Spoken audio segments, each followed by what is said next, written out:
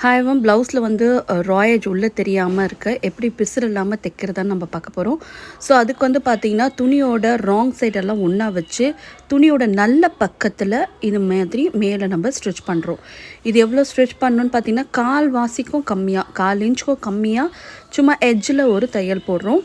So இந்த மாதிரி finish பண்ணும்போது ப்ளவுஸ் வந்து உள்பக்கம் வந்து நம்ம 1.5 இன்ச்சு தையல் கொடுத்துருக்கோம் இல்லையா, அந்த துணியிலேருந்து வர ராயேஜ் வந்து பிரிஞ்சு வந்து அந்த இழை பிரிஞ்சு நம்ம பாடியில் குத்தாமல் இது நீட்டாக கன்சீல்டாக இருக்கும். ஸோ இப்போ துணியோட நல்ல பக்கத்தில் நம்ம ஒரு 1/4 இன்ச் போல் இந்த மாதிரி ஸ்டிச் பண்ணிட்டோம். ஸோ இப்போது துணியோட ராங் சைடு உள்பக்கம், அதாவது லைனிங் பக்கம் நான் எடுத்துட்டு இப்போ நான் தைச்சேன் இல்லையா அந்த 1/4 இன்ச் விட கம்மியாக அதே மாதிரி இன்னொரு தையல் இங்கே நான் போட போகிறேன். இது வந்து பார்த்திங்கன்னா எக்ஸாக்டாக 1/4 இன்ச்சுக்கு நான் போட போகிறேன். ஸோ இது நல்லா ஈவனாக மடிச்சிருங்க. மடிச்சுட்டு இப்போ துணியோட கெட்ட பக்கத்தில், அதாவது ராங் சைடில் நான் இப்போது கரெக்டாக 1/4 இன்ச்சில் ஒரு தையல் போடுறேன்.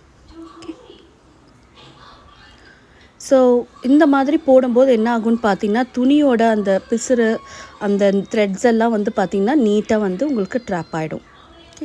அடுத்தது இப்போ ஓப்பன் பண்ணி பார்த்தீங்கன்னா ப்ரிட்டி சைடும் உங்களுக்கு அழகாக நீட்டாக இருக்கும், ராங் சைடும் வந்து எந்த ஒரு நூலும் இல்லாத நீட்டாகிடும். இப்போது உங்களோட வேஸ்ட்டோட சுற்றளவு டிவைடட் பை 4 போடுறேன். என்னோடய வேஸ்ட்டு 29 டிவைடட் பை 4 பண்ணால் 7.25 7.25 வருது. அந்த 7.25 கீழே இருந்து நான் மார்க் பண்ணிடுறேன். ஸோ அந்த 7.25 எங்கே வருதோ அதை பாயிண்ட் பண்ணிக்கோங்க. அதே மாதிரி ஆம்ஹோல் நாச் அடிச்சிருக்கேன், அதை பாயிண்ட் பண்ணிட்டேன். என்னோடய ஸ்லீவோட சுற்றளவு 5.5 பாயிண்ட் பண்ணிட்டேன். ஸோ இது எல்லாமே சேர்க்குற மாதிரி ஒரு ஸ்ட்ரெயிட் லைன் ட்ரா பண்ணிவிடுங்க. வேஸ்ட்டு, உங்கள் ஆம்ஹோல் சுற்றளவு, உங்களோட ஸ்லீவோட சுற்றளவு, இந்த எல்லா லைனையும் மார்க் பண்ணி you going to put a straight stitch. ஒரு ஸ்ட்ரெயிட் ஸ்டிச்சால் இதை தைச்சு நம்ம ஃபினிஷ் பண்ணோன்னா ராயேஜஸ் எல்லாம் ட்ராப் ஆன மாதிரி ஒரு சூப்பர் ப்ளவுஸ் ரெடி ஆகிடும். ஸோ இந்த மாதிரி நிறைய குயிக் வீடியோ வேணும்னு நினச்சிங்கன்னா மறக்காமல் என் சேனலை வந்து சப்ஸ்கிரைப் பண்ணுங்கள். ஸோ மறக்காமல் லைக் பண்ணுங்கள். ஸோ எனக்கு தெரிய வர இந்த மாதிரி வீடியோஸ்லாம் நீங்கள் அதிகமாக எதிர்பார்க்குறீங்கன்னு.